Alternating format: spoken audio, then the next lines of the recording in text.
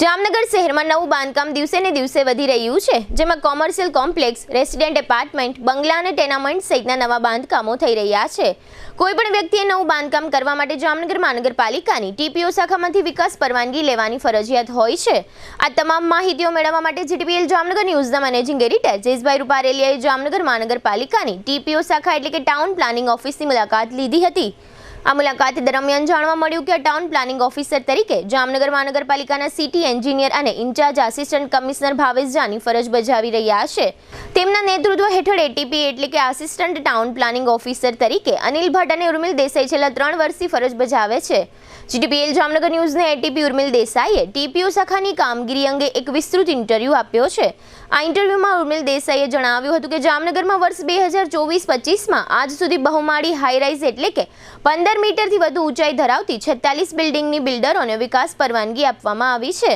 તેમજ ઓનલાઈન અને ઓફલાઈનના માધ્યમથી 15 મીટર નીચે ઊંચાઈના નવા બાંધકામ માટે 5501 વિકાસ પરવાનગી માટે એપ્લિકેશન ટીપીઓ શાખાને મળી છે, જ્યારે 4530 એપ્લિકેશનને વિકાસ પરવાનગીની મંજૂરી આપવામાં આવી છે. 861 વિકાસ પરવાનગીને ટીપીઓ શાખાએ નામંજૂર કરી છે. આ 2024-25માં વિકાસ પરવાનગીની એટલે કે નવા બાંધકામની પરવાનગી આપવાના બદલામાં મહાનગરપાલિકાને 60.25 કરોડની જંગી આવક થઈ છે. આ ઉપરાંત રાજ્ય સરકારના ઠરાવ મુજબ ઇમ્પેક્ટ ફી તારીખ 17 ઓક્ટોબર 2022થી ચાલુ છે, જેમાં અત્યાર સુધીમાં ઇમ્પેક્ટ ફી માટે 10,300 જામનગર મહાનગરપાલિકાને અરજીઓ મળી છે, જેમાંથી 3,928 ઇમ્પેક્ટ ફીની અરજીઓ મંજૂર કરવામાં આવી છે. 4,037 ઇમ્પેક્ટ ફીની અરજીઓ નામંજૂર થઈ છે. હાલમાં ઇમ્પેક્ટ ફીની 2,335 અરજીઓ પેન્ડિંગ છે.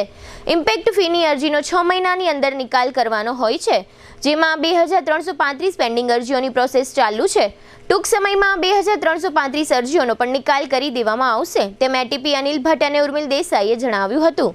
ઇમ્પેક્ટ ફીમાં અત્યાર સુધીમાં જામનગર મહાનગરપાલિકાને 32 કરોડની જંગી આવક થઈ છે. એટીપી ઉર્મિલ દેસાઈએ ઇન્ટરવ્યૂ દરમિયાન વધુમાં જણાવ્યું હતું કે ઇમ્પેક્ટ ફીનો લાભ લેવા માંગતા અરજદારો માટે હજુ 6 મહિના માટે રાજ્ય સરકારે ઇમ્પેક્ટ ફીમાં વધારો કર્યો છે. એટીપી ઉર્મિલ દેસાઈએ ઉમેર્યું હતું કે વિકાસ પરવાનગી બાદ બાંધકામ પૂર્ણ થયે બિલ્ડિંગ યુઝ પરમિશન બીયુ એટલે કે વપરાશ પરવાનગી લેવી પણ ફરજિયાત હોય છે. ત્યારબાદ નવું કરેલ બાંધકામનો અરજદારો ઉપયોગ કરી શકે છે. ઉર્મિલ દેસાઈએ જણાવ્યું હતું કે આ 2024-25 વર્ષમાં 2,583 અરજદારોને મહાનગરપાલિકાની ટીપીઓ શાખામાંથી વપરાશ પરવાનગી આપવામાં આવી છે.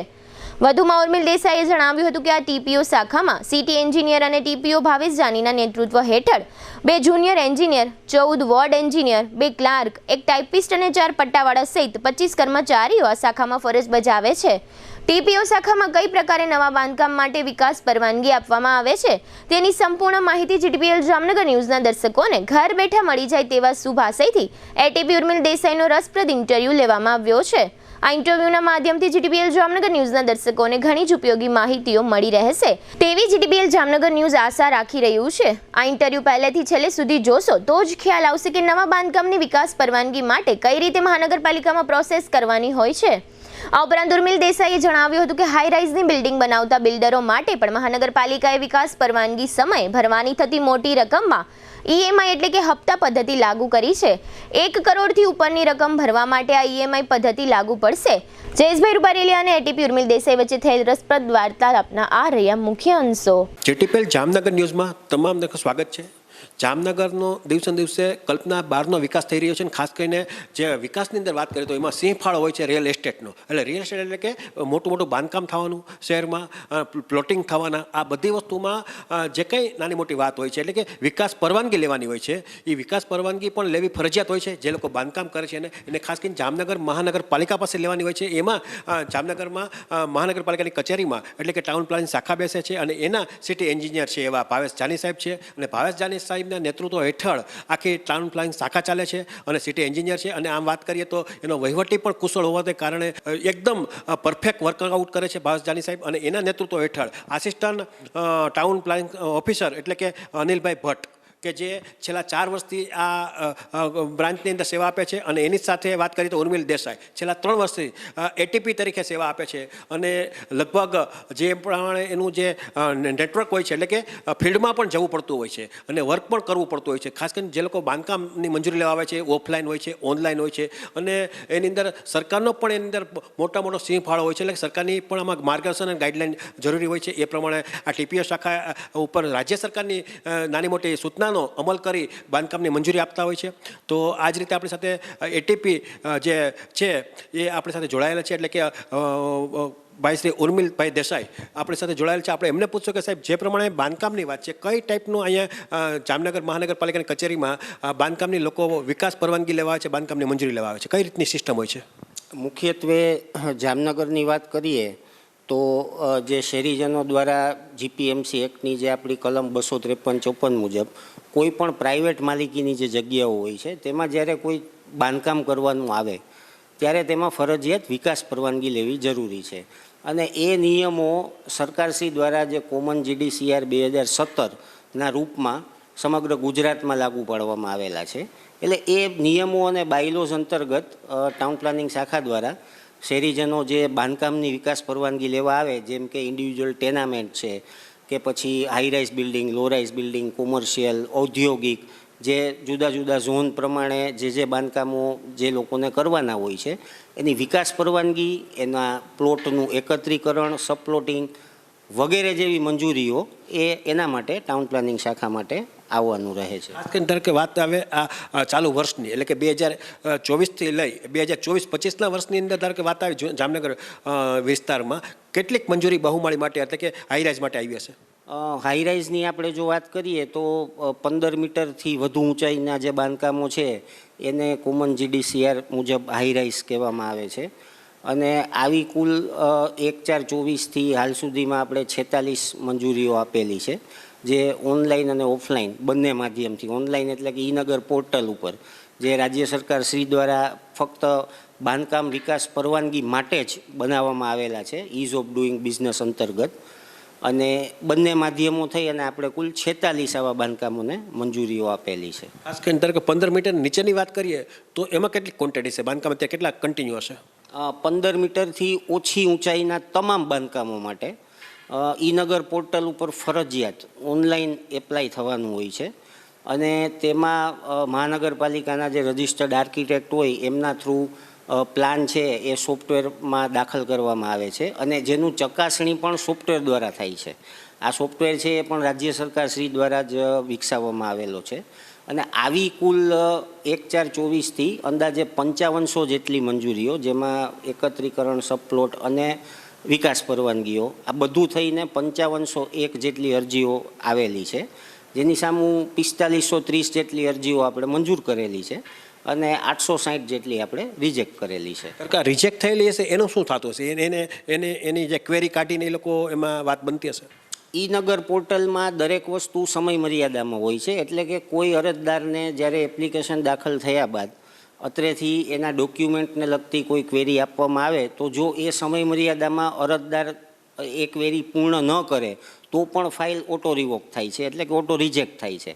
પણ આવી રિજેક્શનની અરજીઓ છે એ અરજદાર ફરી, એટલે કે તેમના અપૂરતા ડોક્યુમેન્ટ ફરીથી દાખલ કરી અને સ્ક્રુટીની ફી ભર્યા વગર બીજી વાર એ ફરીથી રીએપ્લાય થઈ શકે છે. ખાસ કરીને વાત કરીએ તો આ જે પ્રમાણે મંજૂરી આપવામાં આવી છે તો એની અંદર વિકાસ પરવાનગીની ફી પણ મહાનગરપાલિકા એકદમ સારી રીતે વસૂલ કરે છે. તો એ આ વર્ષ દરમિયાન કેટલીક આવક થઈ હશે? ટાઉન પ્લાનિંગ શાખાની જે દરેક જુદા જુદા હેડ છે એના જે જનરલ બોર્ડ દ્વારા વર્ષો બજેટમાં પણ આ અંગેના ચાર્જીસ છે એ સૂચવવામાં આવે છે.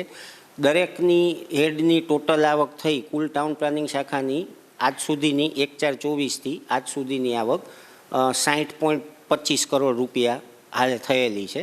હજુ 1.5 માસ જેટલો સમય બાકી છે અને અમે પૂરેપૂરા આશાવાદી છીએ કે અમે જે ટાર્ગેટ બજેટમાં આપેલો છે એ અમે પૂર્ણ કરી લેશું. બજેટમાં કેટલોક ટાર્ગેટ છે? 66 કરોડ રૂપિયા એ ટાર્ગેટેડ ઇન્કમ હતી આ ફાઇનાન્શિયલ યરની, જે અમે મેળવી લેશું. વાત આવી બાંધકામની મંજૂરી લેવા ટાઈમે જ્યારે કે અમુક લોકોને ખ્યાલ જ નથી હોતો અથવા તો ટેનામેન્ટ બનાવે, પોતે એપાર્ટમેન્ટ બનાવે, બહુમાળી બનાવે, તો એમાં કઈ ટાઈપની સરકારની એવી પોલિસી હોય છે કે એને ફી ભરવી પડતી હોય છે? કોમન GDCR 2017માં સરકારશ્રી દ્વારા ઘણા ચાર્જ છે એ કોમન કરી આપવામાં આવેલા છે સમગ્ર ગુજરાત માટે. બાકીના જે ચાર્જીસ હોય છે, જેમ કે ભોંભાડું હોય છે, કેરણ ચાર્જ હોય છે, વોટર ચાર્જ હોય છે, ઇન્ટરનલ સુવિધા, આંતરિક સુવિધા એના ચાર્જ હોય છે, એ દરેક ઓથોરિટી પોતાની રીતે પોતાના જે તે સામાન્ય સભા ઓથોરિટીની હોય લાગુ પડતી, એમાં આવા બધા તમામ ચાર્જીસ એ લોકો મંજૂર કરાવતા હોય છે. આપણી મહાનગરપાલિકામાં પણ મેં જે કીધું એવા તમામ ચાર્જ એ જનરલ બોર્ડના આપણા વાર્ષિક જે ઠરાવ છે બજેટનું એમાં મંજૂર કરાવવામાં આવે છે. અને વિકાસ પરવાનગી વખતે આ તમામ ચાર્જીસ એના દર પ્રતિ ચોરસ મીટર બિલ્ટઅપ એરિયા ઉપર હોય છે. જેવું તમારું બાંધકામ એ પ્રમાણે ચાર્જ. સ્ક્રુટિની ચાર્જ જે ઓનલાઈનના કેસમાં તો ઓનલાઈન જ ભરી શકાય છે. ઓફલાઈન પણ નીચે આપણે ગ્રાઉન્ડ ફ્લોરમાં જે ટેક્સ ભરીએ છીએ ત્યાં ટાઉન પ્લાનિંગ શાખાના ચાર્જ માટે એક અલગ બારી આપવામાં આવેલી છે. ત્યાં પણ આ ચાર્જ છે એ ઓફલાઈન પણ ભરી શકાય છે. નહીં, ધારો કે આજ ડુપ્લેક્સ કોઈને 1000 સ્ક્વેર ફૂટની અંદર વર્કઆઉટ કરવું, ડુપ્લેક્સ ટાઈપનું મકાન બનાવવું 3-4 રૂમનું, તો એનો અંદાજિત ખર્ચ કેટલો આવતો છે મહાનગરપાલિકા પરવાનગી લેવા ટાઈમે? અંદાજિત વસ્તુ એવી રીતે છે આમાં કે અમુક વિસ્તારો ટીપી સ્કીમમાં આવે છે, અમુક વિસ્તારો છે ટીપી સ્કીમમાં નથી આવતા. એટલે જે એના પ્રમાણે પણ ચાર્જીસમાં ફેર પડે છે. પણ એવરેજ અંદાજે 40,000 થી 50,000 રૂપિયા તો ગણી જ શકાય. જ્યારે 1000 ફૂટનું આપણે ટેનામેન્ટ બાંધવા જઈ રહ્યા હોય તો અંદાજિત આપણે 600 રૂપિયા પર સ્ક્વેર ફીટ જેટલા ચાર્જીસ ગણી અને આગળ વધવાનું રહે. ખાસ કરીને જે લોકો કોમર્શિયલ લોકો છે, બિલ્ડિંગો બનાવે છે, એ તમારી પાસે જ્યારે પરવાનગી લેવા આવે છે તો એમાં કંઈક એવું પણ એક હમણાં ટૂંકા સમયમાં ઠરાવ થયો છે કે એમાં તમે EMI કરી દો છો, હપ્તા કરી દો છો કંઈક 9% વ્યાજ લઈને, તો એ કઈ ટાઈપની વ્યવસ્થા છે? વિકાસ પરવાનગીના ચાર્જીસ જ્યારે વધારે હોય ત્યારે હાલમાં ઘણા બિલ્ડરો દ્વારા પણ એવી ડિમાન્ડ કરેલી છે કે અન્ય કોર્પોરેશનમાં જેમ વિકાસ પરવાનગીના ચાર્જીસના ઇન્સ્ટોલમેન્ટ કરે છે તો એ રીતે જામનગર મહાનગરપાલિકામાં પણ કરવામાં આવે. તો આ વખતના બજેટમાં અમે એક પોલિસી માનનીય કમિશનરશ્રીની સૂચના મુજબ તૈયાર કરેલી છે.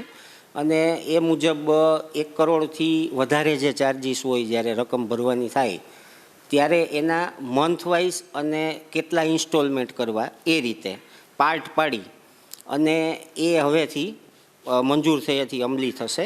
અને એમાં અમે 9% બેંક ઇન્ટરેસ્ટ પ્લસ 2% વહીવટી ચાર્જ, એટલે કે કુલ 11% ચાર્જીસ એક્સ્ટ્રા વસૂલી અને આવા ઇન્સ્ટોલમેન્ટ કરવાનું પ્રપોઝલ કરેલી છે. કેટલાક ઇન્સ્ટોલમેન્ટ, ધારો કે 1 કરોડ રૂપિયા જેવી રકમ થાય છે, કેટલાક ઇન્સ્ટોલમેન્ટ હેન્ડલ કરી શકીએ આપણે, કેટલા EMIમાં ભરી શકીએ આપણે? 1 કરોડથી નીચે કોઈ પણ ઇન્સ્ટોલમેન્ટ નથી. 1 કરોડથી 3 કરોડ વચ્ચે મેક્સિમમ 3 ઇન્સ્ટોલમેન્ટ છે. 3 કરોડથી 5 કરોડમાં મેક્સિમમ 5 ઇન્સ્ટોલમેન્ટ થઈ શકે અને 5 કરોડથી ઉપર રકમ હોય તો એવા કેસમાં 6 ઇન્સ્ટોલમેન્ટ થાય. અને ખાસ કરીને ધારો કે ઇમ્પેક્ટ પણ અત્યારે ચાલુ છે, તો ઇમ્પેક્ટની અંદર લોકો લાભ લે છે? ઇમ્પેક્ટ એટલે કે જે બાયલોસથી વધારાના માર્જિનમાં કે એ પ્રકારના બાંધકામો થયેલા હોય, કેટલા વર્ષ જૂનું હોય એ લોકોને આ ઇમ્પેક્ટ લાગુ પડે? સરકારશ્રીનો જે ઠરાવ છે ઇમ્પેક્ટ બાબતનો ગ્રુડા 2022 જે 17/10/22થી લાગુ પડેલો છે, એમાં આ અંગેની ડેડલાઇન આપવામાં આવેલી છે. 30/9/22 પહેલાંનું 30/9/22ની સ્થિતિએ જે બાંધકામ પૂર્ણ થયેલું હોય તેવા તમામ કેસમાં ઇમ્પેક્ટ લાગુ પાડી શકાય છે. જામનગર કોર્પોરેશનની વાત કરીએ તો જે હાલ સુધીમાં 4000 જેટલી અરજીઓ ઇમ્પેક્ટમાં પણ મંજૂર કરવામાં આવેલી છે. હજુ પણ અવારનવાર સરકારશ્રી દ્વારા હાલમાં જ લોકો વધુને વધુ આ લાભ લે કાયદાનો એ હેતુસર 6 માસ અરજી કરવાની સમય મર્યાદામાં વધારો કરેલો છે. એટલે કે 16/6/2025 સુધી આવા બાંધકામો નિયમિત કરવા માટેની અરજી ઓનલાઈન પોર્ટલ ઉપર અથવા તો ઓફલાઈન બંને માધ્યમથી ટાઉન પ્લાનિંગ શાખામાં થઈ શકે છે. હજુ આપના માધ્યમથી હું આ બાબતે અગાઉ અમે પ્રેસ નોટ પણ ઘણી આપેલી છે, પણ આમ છતાં શહેરમાં ખાસ કરીને જે હાઈરાઇઝ બિલ્ડિંગ છે, લોરાઇઝ છે, કોમર્શિયલ છે, જે બાંધકામો કોમ્પ્લેક્સ છે 4 માળના કે 3 માળના કે 5 માળના, હોટલો, રેસ્ટોરન્ટ, સ્કૂલો આવા જેટલા બાંધકામોમાં જેને મંજૂરી મેળવેલી હોય પરંતુ વપરાશ પરવાનગી ના મેળવેલી હોય તો તે હજુ પણ આ કાયદાનો લાભ લઈ અને તાત્કાલિક મહાનગરપાલિકામાં ટાઉન પ્લાનિંગ શાખામાં પોતાનું બાંધકામ નિયમિત કરાવી લે એવી આપના માધ્યમથી હું સર્વે લોકોને અપીલ કરું છું. ખાસ કરીને સાહેબ જે પ્રમાણે વપરાશની વાત છે, બીયુ જેને કહેવાય, બિલ્ડિંગ યુઝ પરમિશન, તો એનો લગભગ લોકો લાભ લેતા નથી, અથવા તો એ બાબતે ગમે એ અંધારામાં રહી છે અથવા કંઈક ગેરમાર્ગે દોરાય છે, જેને કારણે પણ વાત બને છે. એનામાં કંઈ પેનલ્ટી કે એવું કંઈ? બિલ્ડિંગ યુઝ પરમિશન અત્યારની જો વાત કરીએ આપણે જામનગરની, તો હવે લગભગ દરેક વ્યક્તિ જે મકાન ખરીદે છે તે મોટાભાગે બેંકમાંથી લોન લેતું હોય છે. તો બેંક લોન માટે બીયુ કમ્પલસરી છે. એટલે બીયુ લેવાના કિસ્સામાં જે આજથી 20 વર્ષ પહેલાં જે લોકોમાં જે ઉદાસીનતા જોવા મળતી એ હવે નથી મળતી અને લોકો સામેથી બીયુ લેવાનો આગ્રહ પણ રાખે છે. વપરાશ પરવાનગી બાબતે એના ચાર્જિસ અંગે પણ એમાં સાહેબ ધારો કે વાત આવી ટેનામેન્ટ હોય, ડુપ્લેક્સ હોય, એપાર્ટમેન્ટ હોય, બધા લોકોને કમ્પલસરી છે બીયુ લેવું? બીયુ લેવું કમ્પલસરી છે અને દરેક કેસમાં જે કેસમાં વિકાસ પરવાનગી આપેલી હોય એ દરેક કેસમાં વપરાશ પરવાનગી લેવી પણ એટલી જ જરૂરી છે. ન લે તો ન લે એવા કેસમાં અત્યારે હાલમાં એટલે જ મેં આપના માધ્યમથી વાત કરી કે સરકારશ્રીએ એક નેક ઇરાદાથી કે વપરાશ પરવાનગી ન લેવાના ઘણા કારણો હોય છે. જ્યારે અરજદાર છે એને બાયલોઝનું પૂરું જ્ઞાન ન હોય અને એ અનધિકૃત વધારાનું બાંધકામ કરે, તો આવા બાંધકામોને જ નિયમિત કરવા માટે અને આવા બાંધકામો છે એને અન્ય સરકારી સુવિધાઓ, ધારો કે બેંકની લોન લેવી હોય કે મોર્ગેજ કરવી હોય પ્રોપર્ટી, તો એના માટે પણ કમ્પ્લીશન સર્ટિફિકેટ જરૂરી છે. તો આવા લોકોને લાભ મળે એના માટે જ આ સરકારે ગુડા 2022નો કાયદો લાવેલો છે, જે અત્યાર સુધીમાં કુલ 3જી વખત આવેલો છે. અગાઉ 2001માં આવેલો છે, પછી 2011માં આવ્યો અને પાછો 2022માં આવ્યો. એટલે જ આવા જે પણ રહી ગયેલા હોય એને તાત્કાલિક અરજી કરી અને પોતાનું બાંધકામ નિયમિત કરાવી લેવું જોઈએ. અને આ વખતના ઇમ્પેક્ટના ઠરાવમાં એક વધુ કલમ ઉમેરાણી છે સરકારશ્રી દ્વારા કે ઇમ્પેક્ટ માટેનું જે સર્ટિફિકેટ જનરેટ થાય છે એ ઇક્વિવેલન્ટ ટુ કમ્પ્લીશન સર્ટિફિકેટ ગણાશે. એટલે કે અગાઉ જે પ્રશ્ન થતા ઇમ્પેક્ટના સર્ટિફિકેટ ઘણી બેન્કોમાં માન્ય ન ગણાતા અને એ લોકો દ્વારા વપરાશ પરવાનગી માગવામાં આવતી, પણ આ વખતે એ બાબત પણ ક્લિયર કરી દેવામાં આવેલી છે કે આ સર્ટિફિકેટ છે એને વપરાશ પરવાનગી જ ગણવામાં આવશે. એટલે એ પણ એક પોઝિટિવ સ્ટેપ છે એ લેવામાં આવેલું છે. ખાસ કરીને આ વર્ષની વાત કરીએ તો આ વર્ષે આ વપરાશ પરવાનગીના જે વાત છે એવા કેટલા લોકો આપણી પાસે આ રીતની પરવાનગી લઈ ગયા હશે? વપરાશ પરવાનગી 1/4/24થી આપણે કુલ 2583 જેટલા બાંધકામોને ઓલરેડી ઇસ્યુ કરેલી છે. મોટાભાગે એમાં જે ટેનામેન્ટ ટાઈપના આપણે જે જામનગરમાં એક ટ્રેડ છે કે હોરિઝોન્ટલ ડેવલપમેન્ટમાં આપણે જે ડુપ્લેક્સ ટાઈપના જે સોસાયટીઓ બધી ડેવલપ થાય છે, મોટાભાગે એમાંથી 70% જેટલા બાંધકામો છે 2583માંથી એ ટાઈપના ડુપ્લેક્સ. એ પણ ઓનલાઈન હોય છે? હા, એની ના વપરાશ પરવાનગી ઓનલાઈન ખરી, પણ મહાનગરપાલિકાનું જે મોડ્યુલ છે એમાં એપ્લિકેશન કરવાની હોય છે, એમાં પણ સ્ક્રુટીની છે એ ઓનલાઈન જ જનરેટ થાય છે. પણ વપરાશ પરવાનગી આપવાની પ્રક્રિયા જે છે એ અમે હાર્ડ કોપીમાં, એટલે કે કમ્પ્લીશન સર્ટિફિકેટ છે એ પ્રક્રિયા અમારી ઓફલાઈન છે. ખાસ કરીને ધારો કે એ લોકો જ્યારે પરમિશન માટે અહીંયા વપરાશ પરવાનગી માટે અહીંયા એની એપ્લાય થાય છે એ લોકો, ત્યારે આપણા તરફથી એની સાથે શું વર્કઆઉટ કરવાનું હોય છે? મેઇન તો જ્યારે જે અરજદારે મુખ્યત્વે કોઈ પણ બાંધકામ વિકાસ પરવાનગીના કિસ્સામાં મહાનગરપાલિકાના રજિસ્ટર્ડ આર્કિટેક્ટ કે એન્જિનિયરને નિમવાનો રહે છે, એ જ આર્કિટેક્ટ કે એન્જિનિયરની એ કોમન જીડીસીઆર મુજબ પણ એ બાંધકામનું સુપરવિઝન કરવાની જવાબદારી છે એ જે તે આર્કિટેક્ટની છે. બાંધકામ પૂર્ણ થયા બાદ અરજદાર એમના આર્કિટેક્ટ થ્રુ એમના પ્રિસ્ક્રાઇબ ફોર્મેટમાં અહીંયા ઓનલાઈન એપ્લિકેશન કરે છે મહાનગરપાલિકાના મોડ્યુલમાં. ત્યારબાદ જે તે આપણા વોર્ડ એન્જિનિયર હોય જે વિસ્તારના, તેમના દ્વારા સ્થળ મુલાકાત કરવામાં આવે છે. હાઈરાઇઝ લોરાઇઝના કિસ્સાઓમાં ઇવન ટીમ લીડર એટલે કે જુનિયર એન્જિનિયર લેવલે, ડેપ્યુટી એન્જિનિયર લેવલે પણ વિઝિટો થતી હોય છે. એ મુલાકાત કરી, રોજકામ કરી અને ત્યારબાદ એને વપરાશ પરવાનગીના એની મંજૂર કરી અને એને જે ચાર્જિસ ભરવાના થાય એ ભરપાઈ કરે ત્યારબાદ એને સર્ટિફિકેટ ઇસ્યુ કરવામાં આવે છે. તો ખાસ કરીને ધારો કે જ્યારે વિકાસની મંજૂરી લે છે, વિકાસ પરવાનગી એટલે કે બાંધકામની મંજૂરી લે છે, ત્યારે આપણા સ્ટાફ તરફથી ક્યારે એની વિઝિટ, સરપ્રાઇઝ વિઝિટ જવું કે એવું કંઈ છે, એવું કોઈ કાયદામાં કંઈ જોગવાઈ છે?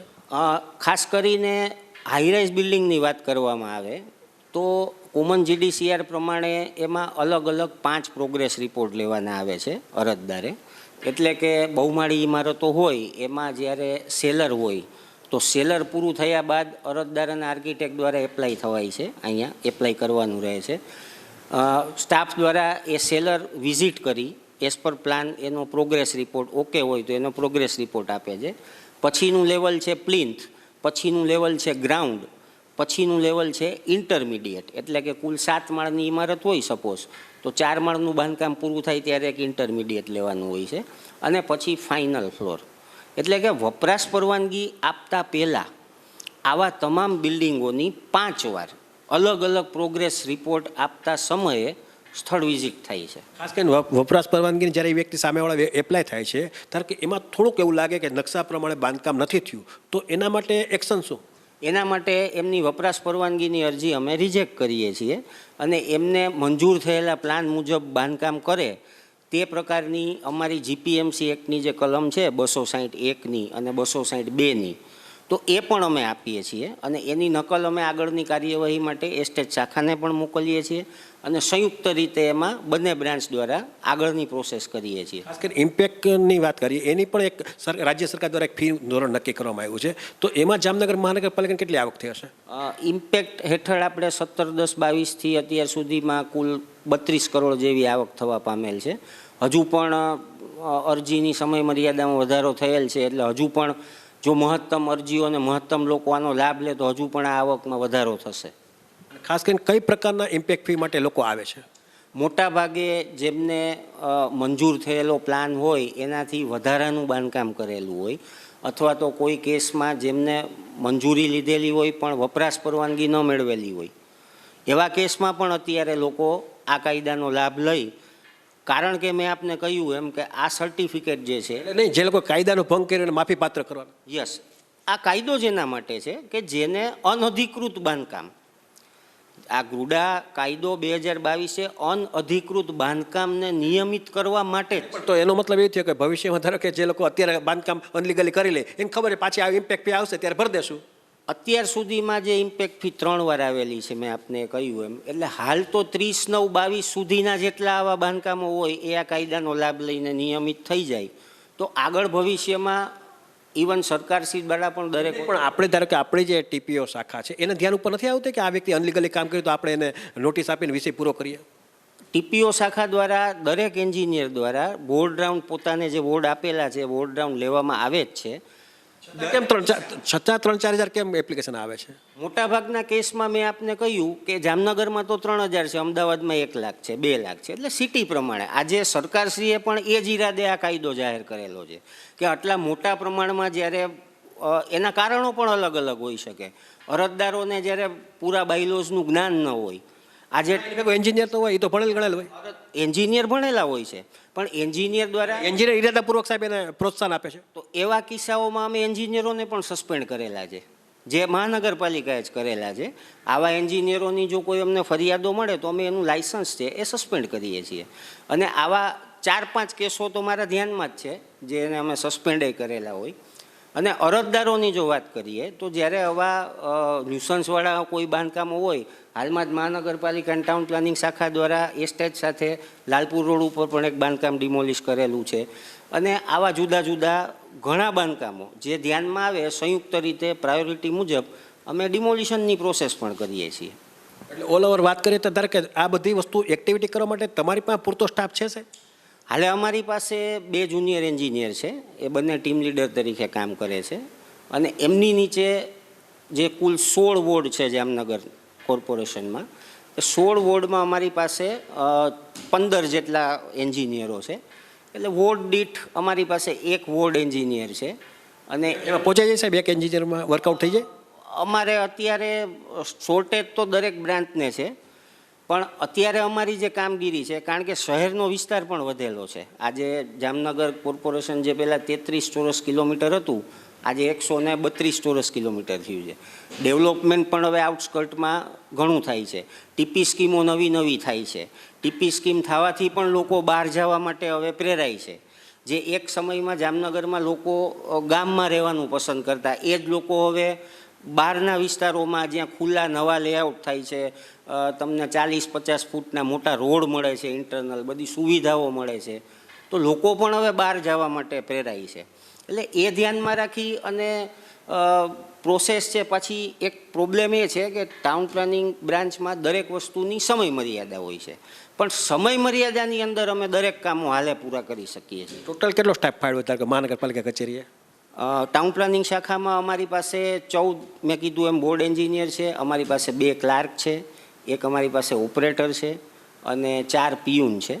એપ્રેન્ટિસ વખત અમારે ત્યાં ડેટા એન્ટ્રી માટે પણ મૂકવામાં આવે છે, જેની પાસે અમે અંદાજે હાલ સુધીમાં જૂની જે વિકાસ પરવાનગી વપરાશ પરવાનગીની પ્રકરણો હોય જે ઓનલાઈન થયા પહેલાં, ઓનલાઈન થયા પછી કોઈ ફિઝિકલ ડોક્યુમેન્ટ બ્રાન્ચમાં નથી આપવાનું થતું, બધા ડોક્યુમેન્ટ ઓનલાઈન અપલોડ કરવાના. એ ડેટા એન્ટ્રી પણ અમે અંદાજે 60,000-70,000 જેટલી ફાઇલોની પૂરી કરી, રેકર્ડ રૂમમાં વ્યવસ્થિત નંબરિંગ કરી અને અમારી પાસે કોમ્પ્યુટરમાં એ ડેટા અમે કરેલો છે. ખાસ કરીને સાહેબ, જ્યાં પ્રમાણે કોમર્શિયલ કોમ્પ્લેક્સ ચાલુ હોય, એપાર્ટમેન્ટનું જ્યારે બાંધકામ ચાલુ હોય, ત્યારે એ લોકોની રેતી હોય, સિમેન્ટ હોય, અધર કોઈ પણ કપચી હોય કે એવી બધી વસ્તુઓ પડી હોય છે, એની સામે રોડ પણ એનો રસ્તો જે છે બંધ થઈ જતો હોય અને આજુબાજુના પાડોશી હોય કે જે લોકો રેસિડેન્ટ ધરાવતા હોય કોમર્શિયલ હોય એ લોકો ડિસ્ટર્બ થતા હોય, તો એના માટે કંઈ જનરલી જે ભોંભાડું મેં આપને કહ્યું, જે વિકાસ પરવાનગીના ચાર્જિસમાં એક ભોંભાડું છે. ભોંભાડું એના માટે જ વસૂલવામાં આવે છે કે જે વ્યક્તિ બાંધકામ કરે એ મહાનગરપાલિકાના રોડ રસ્તાનો ઉપયોગ કરે, એ બાબતોનું બંધ થઈ જાય ત્યાં સુધી રોડ બંધ થઈ જાય. હું એ જ આપને કહું છું કે ભાડું એના માટે છે. હવે કોઈ કિસ્સામાં જો સામાન્ય પબ્લિકને જો તકલીફ પડતી હોય કે ટ્રાફિકને અડચણરૂપ હોય, તો એવા કેસમાં અમને ફરિયાદ મળે તો, અથવા તો વોર્ડ રાઉન્ડ દરમિયાન અમારા એન્જિનિયરોને મુખ્ય રસ્તા ઉપર જ્યાં આવા પ્રશ્નો હોય ત્યાં અમારા દ્વારા સામેથી ઇનિશિયેટિવ લઈ અને આવા બાંધકામો કે આવું મટીરિયલ છે એને દૂર કરવાની તરત અમે સૂચના આપીએ છીએ અને એનું ફોલોઅપ પણ રેગ્યુલર લઈએ છીએ. અવારનવાર જ્યારે વીવીઆઈપી લોકોની વિઝિટ હોય કે ઇવન ત્યારે રૂટ બધા ચેક કરવાના હોય કે ઇવન નોર્મલ દિવસોમાં પણ જ્યારે કોઈ ઇવન પબ્લિક તરફથી એ ફરિયાદ મળે કે આ વસ્તુ ટ્રાફિક માટે અડચણરૂપ છે, ત્યારે તુરંત જ એની ઉપર અમે કાર્યવાહી કરીએ છીએ. એટલે આ રીતે તમે જોયું કે આ આસિસ્ટન્ટ ટાઉન પ્લાનિંગ ઓફિસર હતા, એટલે કે એટીપી હતા, જે ઉર્મિલ દેસાઈ, અને એના વાત કરીએ તો એમની સાથે એક અનિલ ભટ્ટ જે છેલ્લા 4 વર્ષથી આ વર્કઆઉટ કરે છે, અને ખાસ કરીને ભાવેશ જાની સાહેબનું આના ઉપર પૂરેપૂરું ફોકસ હોય છે આ બ્રાન્ચ ઉપર, અને એ પણ ટીપીઓ છે, સિટી એન્જિનિયર છે. લગભગ બાંધકામની મંજૂરી એમના ધ્યાન ઉપર પહેલાં આવતી હોય અને પછી જે કાંઈ નાનું મોટું ફિલ્ડનું જે કામકાજ હોય એ એટીપીને સોંપતા હોય છે કે ભાઈ આ તમે બધું જોઈ લેજો. એટલે આ રીતે વર્કઆઉટ જે છે એ પરફેક્ટ પ્લાનિંગથી થાય છે. ટાઉન પ્લાનિંગ શાખા જે છે એને લગભગ આ વર્ષ દરમિયાન, એટલે કે હજી તો માર્ચને બહુ 1.5 મહિનાની વાર છે, પણ અત્યારે એ લોકોએ 60 કરોડ ને 25 લાખ રૂપિયા જેવી ઇન્કમ પણ મેળવી લીધી છે અને 46થી વધારે બહુમાળીની બિલ્ડિંગોની મંજૂરી આપી છે, અને ખાસ કરીને 5500થી વધારે નાના મોટા 15 મીટર નીચેના જે બાંધકામ છે એને મંજૂરી આપી છે. એટલે આ રીતે આપણને પણ એક નોલેજ આવે બાંધકામનું કઈ ટાઈપની વ્યવસ્થા હોય છે ટીપીઓમાં. લોકો પણ નોલેજ નથી હોતું, એટલા માટે જીટીપીએલ જામનગર ન્યૂઝ છે એ આ લોકોનો જે બહોળો અનુભવ છે એ લોકોને ઘર બેઠા સીધી સરળ રીતે મળી જાય એવો મારો જીટીપીએલ જામનગર ન્યૂઝનો બેસ્ટ પ્રયત્ન હતો.